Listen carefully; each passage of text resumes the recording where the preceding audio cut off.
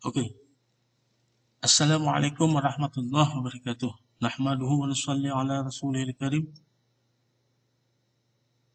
Kita mulai bimbingan Olimpiade Matematika dengan nomor teori atau teori bilangan. Karena materi bimbingan Olimpiade itu terdiri dari nomor teori pertama, yang kedua adalah kombinatorika, yang ketiga adalah geometri, yang keempat adalah aljabar. Materi pertama adalah nomor teori atau teori bilangan. Kemudian biasanya nomor teori itu diawali dengan divisibility atau keterbagian bilangan bulat. Oleh karena itu kita mulai saja dengan keterbagian bilangan bulat dan kita mulai dengan definisi pembagi. Diberikan A dan M bilangan bulat, dikatakan M membagi A atau A habis dibagi M jika ada bilangan bulat Z sehingga A sama dengan K kali M. Diberi notasi seperti ini, dibaca M membagi A atau A habis dibagi M. Selanjutnya M disebut dengan faktor atau pembagi dari A atau bisa dikatakan A kelipatan dari M. Sebagai contohnya 3 membagi 6. Karena apa? 6 sama dengan 2 kali 3. Oke, kita lanjut ke sifat keterbagian.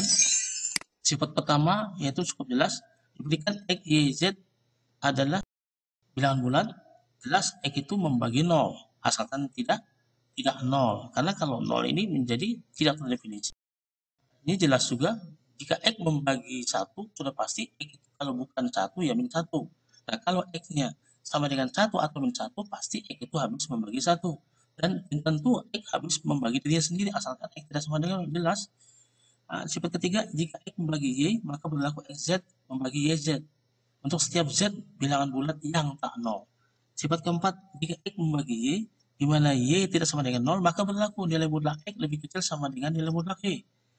Sifat kelima, jika X membagi Y dan X membagi Z, maka berlaku X membagi alfa Y ditambah beta Z untuk setiap alfa beta bilangan bulat.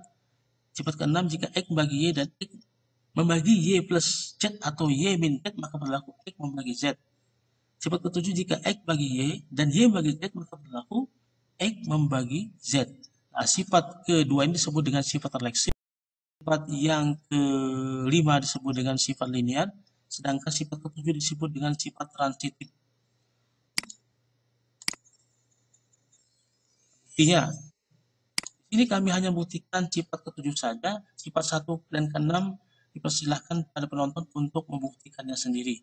Cukup mudah. Sifat ketujuh, X membagi Y dengan menggunakan definisi, maka kita temukan suatu bilangan bulat Z, bilangan bulat K, sehingga Y sama dengan KX. Y membagi Z. Berdasarkan definisi, kita dapat temukan sebuah bilangan bulat Y sehingga Z sama dengan J kali Y. Sehingga kita peroleh Z itu sama dengan tadi adalah J kali Y. Dan Y tadi itu adalah Y sama dengan KX. Maka kita substitusikan saja Y sama dengan KX ke dalam Y, sehingga kita peroleh JK dikali X. Nah, JK ini adalah suatu bilangan bulat. Jadi Z sama dengan suatu bilangan bulat kali X. Nah, berdasarkan definisi, kita peroleh X membagi Z. Bukti selesai. Sebuah contoh, diberikan A, B, C bilangan asli berbeda dengan A membagi B, B membagi C, dan C membagi 2020. Tentukan nilai maksimum A plus B plus C. Dan berdasarkan sifat ketujuh tadi, karena A membagi B, B membagi C, maka A membagi C. B membagi C, C membagi 2020, maka B juga membagi 2020. Maka otomatis A, B, C itu adalah membagi 2020. Tapi di mana A, B, dan C itu berbeda. Artinya apa? Artinya bahwa yang pasti B itu adalah faktor sejati daripada C. Kemudian A itu faktor sejati daripada B. Ya kan? Nah, di sini kita mencari nilai maksimum A plus B plus C. Oleh karena itu kita cari nilai terbesar C, B, A sedemikian rupa hingga memenuhi syarat-syarat yang diberikan dalam soal. Nah, kita ketahui C membagi 2020, maka nilai yang paling besar dari C itu adalah 2020, karena 2020 adalah faktor dari 2020, walaupun bukan faktor sejati atau pembagi sejati. Tapi di sini ketika B membagi C, jadi C tadi adalah 2020, dan B dan C harus berbeda. maka B ini adalah pembagi sejati daripada 2020. Maka yang paling besar apa? Kita faktorkan dulu. 2020 sama dengan 2 kali 5 kali 101.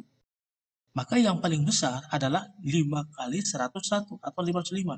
Jadi B di sini adalah 505. Kemudian A membagi B, A membagi 505. A tidak sama dengan B. Berarti A ini adalah faktor sejati daripada 505. Maka faktor sejati yang paling besar daripada 505 adalah 101. Ya. Jadi kita dapatkan apa? Kita dapatkan pembuat maksimum A plus B plus C 2020 sebagai C-nya, B sama dengan 505, A-nya sama dengan 101. Maka kita peroleh nilai maksimum A plus B plus C adalah 2020 tambah 505 tambah 101, yaitu 2626. Oke, kita mulai dengan pembahasan soal. Dan soal ini saya ambil daripada OSP. Ya. Olimpiade Sains Provinsi, kompetensi sains tingkat provinsi beberapa tahun yang lalu. Tapi soal ini saya masukkan ke dalam latihan soal divisibility dan pembagian, algoritma pembagian, division algorithm, yang saya share ke bahan ajar e-learning Mas Insinyur Pekalongan. Ada 86 soal. Oke, saya akan tunjukkan dulu soal yang saya maksud.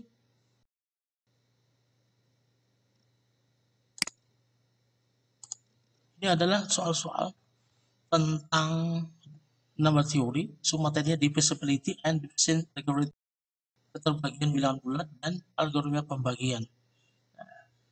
Di antara soal ini, saya muat dalam pembahasan kali ini, yaitu adalah soal nomor 6.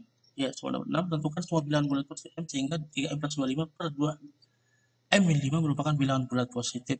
Ada 86 soal, semuanya berkaitan dengan divisibility dan division algorithm. Jadi kalau kalian bisa memahami konsep-konsep divisibility and division algorithm, maka kalian, saya yakin, bisa menyelesaikan soal-soal.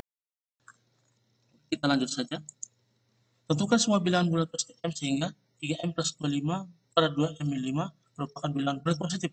Nah, berdasarkan definisi pada pembagi, di sini kita mencari apa?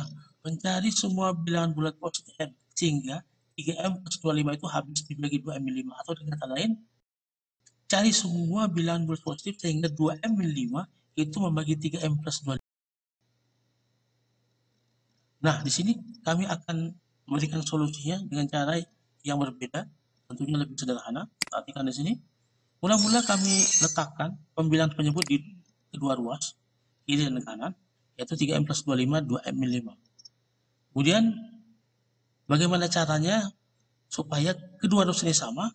Maka kita lengkapi dengan menambah koefisien-koefisien.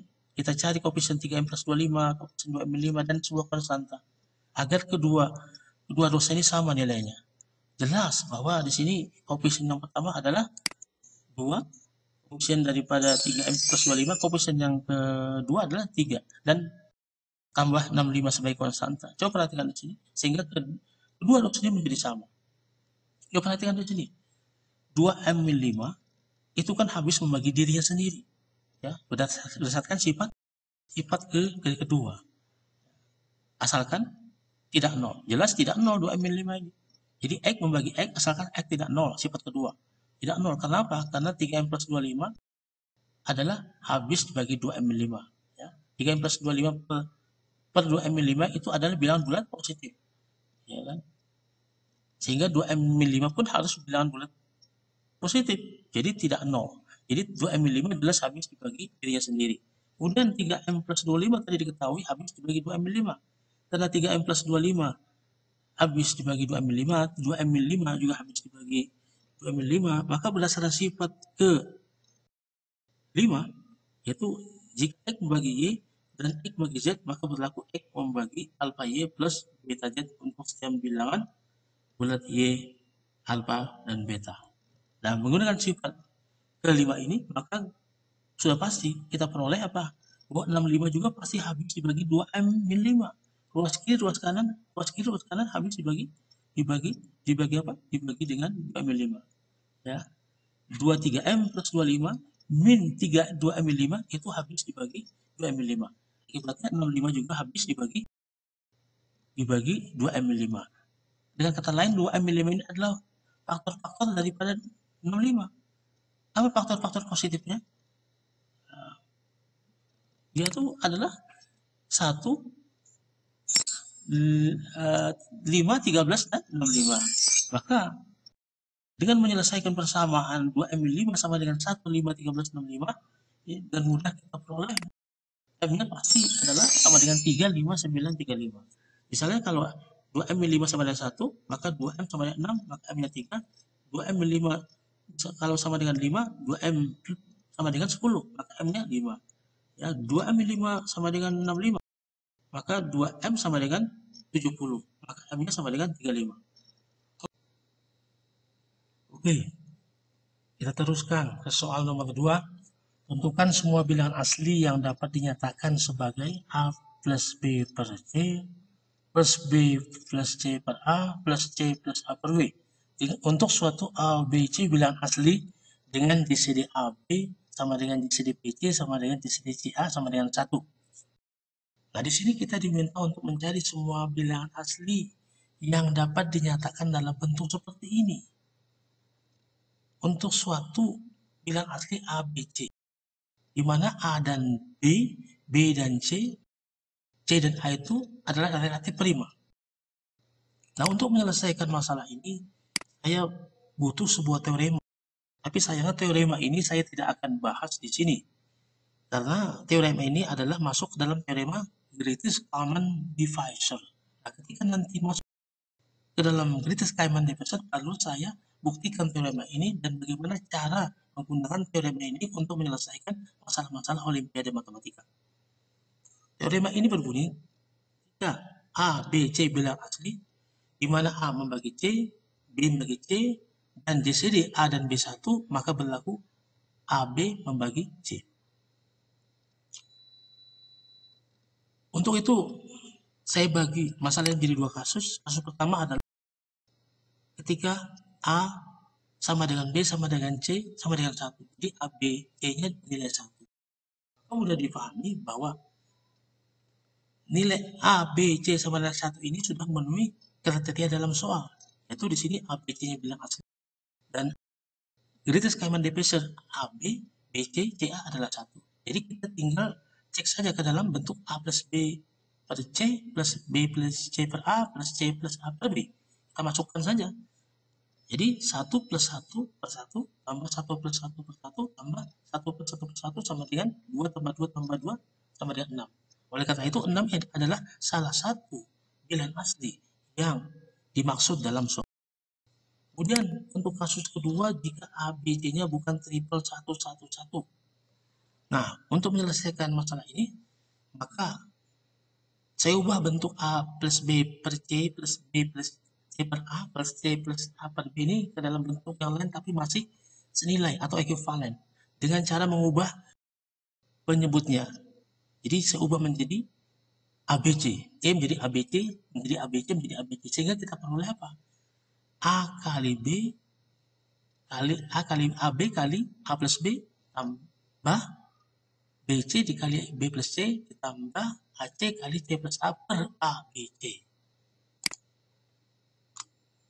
Jadi AB kali A plus B tambah BC kali B plus C per AC kali A plus per ABC per ABC ini adalah senilai dengan bentuk yang dalam soal. Oleh karena itu, karena A plus B per C plus B plus C per A plus C plus A per B itu adalah bilangan asli, akibatnya ABC ini pasti habis membagi AB dikali A plus B tambah BC dikali B plus C tambah AC dikali A plus C. Untuk kemudahan penulisan, maka saya definisikan nilainya ini sama dengan FABC. Jadi FABC itu adalah sama dengan apa? AB kali A plus B plus BC dikali B plus C dikali A plus C A plus C per ABC, atau sama saja dengan F ABC sama saja dengan A plus B per C plus BC plus C per A tambah plus C plus A per B. Jadi di sini kita hanya mencari nilai F ABC. Nah, karena tadi A, B, C habis membagi A plus B plus BC B plus C plus AC A plus C, maka berdasarkan definisi keterbagian kita dapat bilangan bulat atau bilangan asli M, sehingga berlaku AB dikali A plus B ditambah BC kali B plus C ditambah AC dikali A plus C sama dengan MABC. Perhatikan di sini, dirumuskan MABC itu habis dibagi C. Demikian juga AC kali A plus C habis dibagi C. Demikian juga BC kali B plus C habis dibagi C. Maka berdasarkan sifat yang kelima tadi, yaitu ketika X membagi Y dan X membagi Z, maka berlaku X membagi alpha Y plus beta Z untuk alpha beta dan asli. Atau boleh juga menggunakan sifat kelima, itu ketika X membagi Y, ya, ketika X membagi Y dan X membagi Y min Z atau X membagi Y plus Z, maka berlaku X membagi Z. Maka dengan menggunakan sifat tadi, maka kita peroleh A kali B dikali A plus B juga pasti habis dibagi dengan C, atau C membagi AB dikali A plus B. Jadi kita peroleh AC membagi AB dikali A plus B. Nah, kali ini saya masih memerlukan teorema lain lagi, ya, tentang greatest common divisor, dan tidak akan saya bahas di sini karena itu masuk dalam materi greatest common divisor. Nanti saya akan bahas ketika kita masuk pada pembahasan greatest common divisor. Perhatikan, dengarkan bunyi teoremanya. Ketika X membagi Y kali Z, X membagi YZ, dan JCD X dan Y1, maka berlaku X membagi Z. Ulangi, jika X membagi Y kali Z dengan JCD X dan Y1, maka X membagi Z. Nah, perhatikan di sini, karena A tadi, dan C itu greatest common divisor 1, demikian juga B dan C greatest common divisor 1, ya. Akibatnya apa? Jadi JCD B dan C itu satu, JCD C dan A1. Akibatnya apa? Maka C pasti JCD-nya dengan A kali B juga satu. Ya, saya ulangi, karena JCD B dan C sama dengan JCD dengan C dan A1 1, B relatif prima, C relatif prima, maka pasti juga relatif prima dengan A kali B. Jadi kita peroleh C dengan AB itu adalah relatif prima atau JCD. C dengan AB adalah sama dengan 1. Maka berdasarkan teorema yang saya sebutkan tadi, karena C membagi AB kali A plus B, C dengan AB JCD 1, maka berlaku apa? C pasti membagi A plus B. Nah, kembali menggunakan sifat kelima tadi, dan sifat refleksif, yaitu X membagi X asalnya X tidak nol. Ya, C jelas tidak nol karena bilangan bulat positif. Sehingga C membagi C, karena C membagi A plus B menggunakan sifat 5, maka kita peroleh C membagi A plus B plus C. Perhatikan di sini, ya, dengan cara yang sama kita peroleh juga B membagi A plus B plus C, A juga membagi A plus B plus C. Jadi kita peroleh A, baik A mau B mau C, itu membagi A plus B plus C. Nah, perhatikan di sini, karena JCD AB, JCD BC, JCD C adalah 1, maka dengan menggunakan teorema yang di atas ini, ya, maka kita peroleh apa? A kali B kali C membagi A plus B plus C. Saya ulangi, karena JCD AB, JCD BC, JCD C A1, dengan menggunakan teorema ini, di atas ini, maka kita peroleh A kali B kali C membagi A plus B plus C. Sehingga kita peroleh Jadi kita peroleh A kali B kali C membagi A plus B plus C. Dah, kita kembali ingatkan sifat keempat. Yaitu jika X membagi Y dengan Y tidak sama dengan 0, maka diperoleh nilai mutlak X lebih kecil sama dengan nilai mutlak Y. Dengan menggunakan sifat keempat tadi, karena A, B, C membagi A plus B plus C, maka kita peroleh nilai mutlak A, B, C lebih kecil sama dengan nilai mutlak A plus B plus C. Jadi kita tidak perlu menggunakan notasi nilai mutlak. Karena apa? Karena A kali B kali C positif, A tambah B tambah C juga positif. Kemudian, kita bisa asumsikan A lebih kecil sama dengan B, B lebih kecil sama dengan C. Kenapa kita bisa asumsikan demikian? Karena nilai F, A, B, C itu bergantung kepada A, B, C, sedangkan rumus A, B, C sama dengan A tambah B per C tambah B plus C per A tambah C plus A per B dengan GCD AB sama dengan GCD BC sama dengan GCD CA sama dengan 1 dan bentuknya itu simetris. Ya, akibatnya nilai dari FABC itu sama sekali tidak tergantung kepada urutan ABC. Jadi saya ulangi, nilai FABC tergantung kepada ABC. Karena rumus daripada FABC itu adalah simetris, maka nilai FABC tidak tergantung kepada urutan ABC, hanya tergantung kepada nilai ABC saja. Akibatnya, kita bisa asumsikan A lebih kecil B, B lebih kecil sama dengan C. Jadi kita peroleh sekali lagi A lebih kecil sama dengan B, B lebih kecil sama dengan C. Jadi dengan asumsi ini kita peroleh A lebih kecil sama dengan C, B lebih kecil sama dengan C, C lebih kecil sama dengan C, sehingga C plus C sama dengan 3C, didapat A, B, C lebih kecil sama dengan 3C. Karena C tidak 0, maka dengan membagi ruas kiri kanan dengan C, kita peroleh AB lebih kecil sama dengan 3. Karena AB nilai minimumnya 1, maka kita peroleh 1 lebih kecil sama dengan AB, AB lebih kecil sama dengan B. Nah, tadi kita ketahui ABC membagi A plus B plus C, maka menurut definisi daripada keterbagian atau pembagi atau bilangan bulat, maka kita dapat menemukan sebuah bilangan bulat atau bilangan asli N sehingga A plus B plus C sama dengan NABC. Nah, bentuk ini ekuivalen dengan A plus B sama dengan C kali NAB min 1. Perhatikan, jika A dan B-nya konstan, kita ambil konstan, maka jika N-nya kita naikkan, maka C-nya akan turun. Karena C dan N ini berbanding terbalik. Karena apa? Karena C dan N berada di satu ruas. Kita ketahui tadi AB sama dengan 1 atau 2 atau 3. Nah, bagaimana kalau AB yang 1? Nah, karena A lebih kecil sama dengan B, maka nilai A 1, B 1.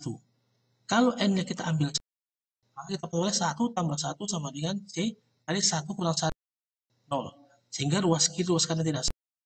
Akibatnya, untuk N sama dengan 1 tidak memenuhi. Nah, bagaimana kalau N sama dengan 2? 1 tambah 1, 2 sama dengan C 2 kali 1 kali 1 kurang 1, 1. Sehingga C kita dapatkan sama dengan 2. Sehingga ABC-nya sama dengan 1, 1, 2. Perhatikan. Gratis common difference 1 dengan 1 adalah 1, 1 dan 2 adalah 1. Jadi ABC 1, 1, 2 ini memenuhi syarat dalam soal. Jadi tinggal kita cek saja. Untuk F1, 1, 2 nilainya adalah sama dengan 7. Dan 7 inilah bilangan asli, salah satu bilangan asli yang kita cari dalam soal. Kemudian bagaimana kalau N-nya ini kita perbesar? Kalau N lebih besar daripada 2.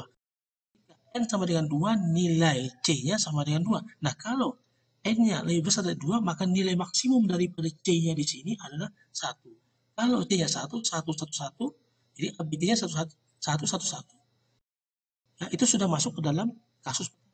Sedangkan kasus kedua kita ini adalah ABC-nya tidak sama dengan triple 1, 1, 1. Sehingga untuk N lebih besar daripada 2 tidak ada ABC yang memenuhi.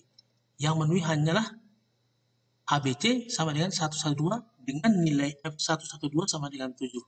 Kemudian bagaimana kasus AB sama dengan 2?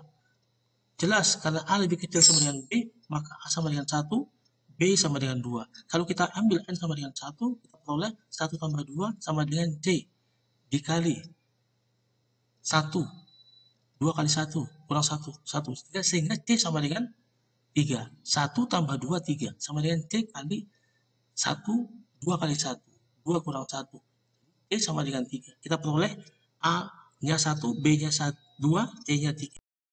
Kita cek lagi.